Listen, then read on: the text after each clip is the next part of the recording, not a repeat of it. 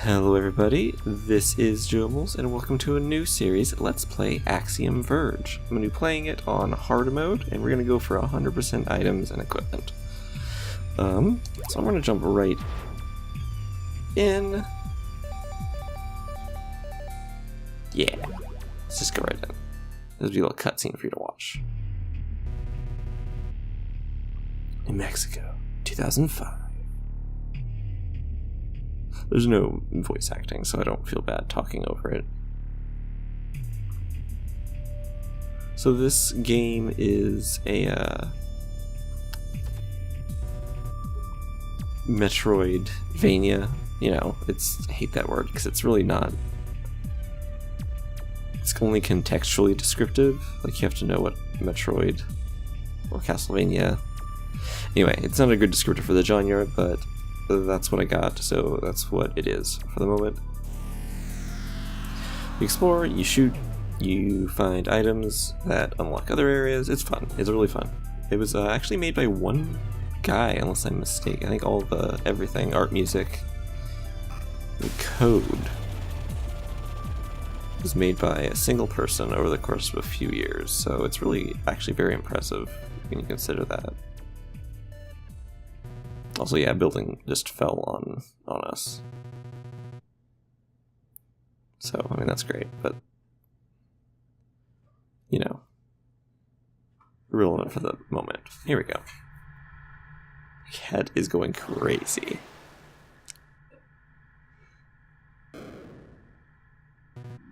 Trace. Wake up, Trace.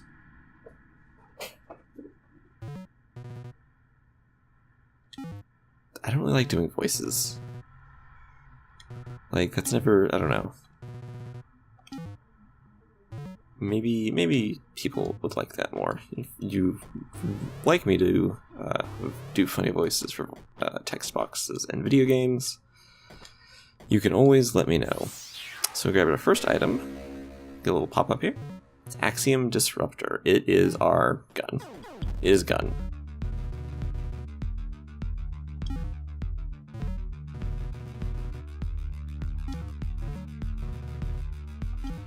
So there is story, obviously, to this game. It's acceptable, it's unintrusive. I don't think it's necessarily the high point of fiction, but it's interesting, I would say. Let's see. So we're playing on hard mode, which means things hit harder and less health drops. I don't think there's any actual other modifiers. Things don't take, at least as far as I can tell, things don't take more shots to kill. They just hurt a lot more when you get hit. So just with the gun, we can shoot in, 8 directions, just like Super Metroid. This cribs a lot from Super Metroid, I think, more than the Castlevania series. Which is fine, honestly. Like, oops. There we go. Let's see. Get rid of this little nest. There we go. You do a lot. There's, like, it's derivative in the same way that all games that sort of emulate that formula are. But it's really actually, I think it's got some interesting, unique facets that we're going to get into as we acquire certain items. Some of the movement options I think are pretty cool. You never get a double jump, which is, I think, honestly, extremely unique for this kind of game, because you always get a double jump. Like, that's just sort of like a de facto thing. And not having one is interesting. You sort of get a replacement for it, but you'll see what I mean. Alright, got our first weapon upgrade. The Nova. Basically, the Nova lets us do this. Shoot a projectile, big old ball, press fire again, it splits into 6. It's really not useful as a weapon, and it's only useful for opening like 4 gates in the game, so it is kind of pointless. There are actually a lot of different weapons in this game. See, they pull up this little ring with the right stick. We only have 2 right now, but there are quite a few. So hold on, I'm actually gonna... Should I do that? Okay. You can click the sticks. I'm playing this with the PS4 controller because... the only other controller I use for PC is a Steam controller, and the D-pad on that is not conducive for this kind of game. Honestly, I think this is probably best. This originally came out, on Vita first? It was either Vita or on... It might have just been PlayStation, like their shop, the online shop network. PlayStation Plus? I don't know. So I think it plays best with the PlayStation D-pad controller. It gets... There are reasons that using an analog stick is kind of funky, especially later on, and I'll sort of address those when... So that's how you open these gates with the Nova weapon. I'll address those concerns later when we kind of get to that point. Let's see. But yeah, no. I have a Steam controller that I really like it for a lot of things. Fuck. Things hit really hard in hard mode. Need to... There we go.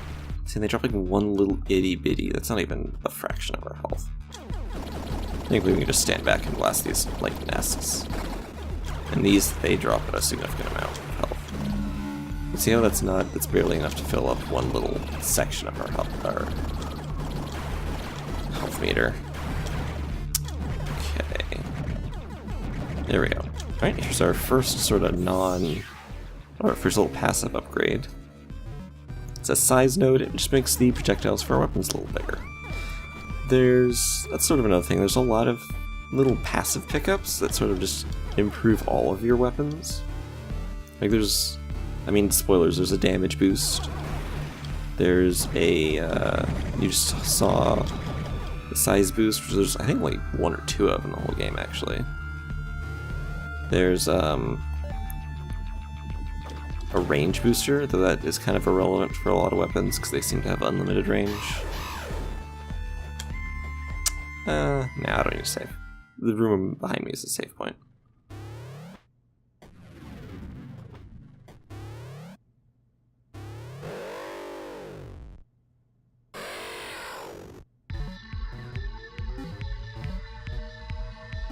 Demon!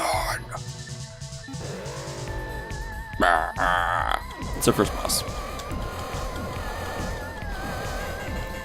This is honestly, it's sort of the tutorial boss. I am still getting hit, which is dumb of me, but I say tutorial, it's just the first boss of the game. It's not a complicated fight. He has those two sets of attacks. You can do the little bombs, you can do the triple shots, and like, I think he does more as he gets hurt. Fuck. What I like about the game has a fair amount of bosses, like a solid, like one or two per little region. What I like is that a lot of times they kind of turn into bullet hell. Like it's very... There we go, it's gone. It's very about dodging. I don't know, it's fun. It's slightly different, I think, than like a lot of the Metroid bosses. There's a lot of precision dodging. We just got another major item, which is the drill. You see. It does count as a weapon, so you can hurt things with it, and it lets you drill through blocks like those, and some that are invisible. I think I can just... I think I can get you without, you know what, this is the easy way. You can nail that with just the little shot, but my aim is not the best. Here we go. This is our first, I think, power? Yeah, power node. Permanently increases weapon damage, which actually also makes our drill a little faster, which is nice. I'm excited. You can use it as a weapon. Actually makes a pretty good weapon for the beginning of the game. Not a lot of stuff stands up to it very well. Okay, back we go. In here, we get to plow through a couple. Oops. Those little dive bomb guys show up several times throughout this game. I could probably just skip this guy, but I think he'll follow me. There we go. What on earth is that, you might be wondering? Well, that, my friends, we'll visit that later. Shit. Being dumb and taking a lot of unnecessary damage. Palms are all sweaty. Knees weak. Arms spaghetti. Spaghetti on my sweater already. Mom spaghetti. I don't think we can access any of the items in these rooms currently. I'm gonna obviously. The fuck?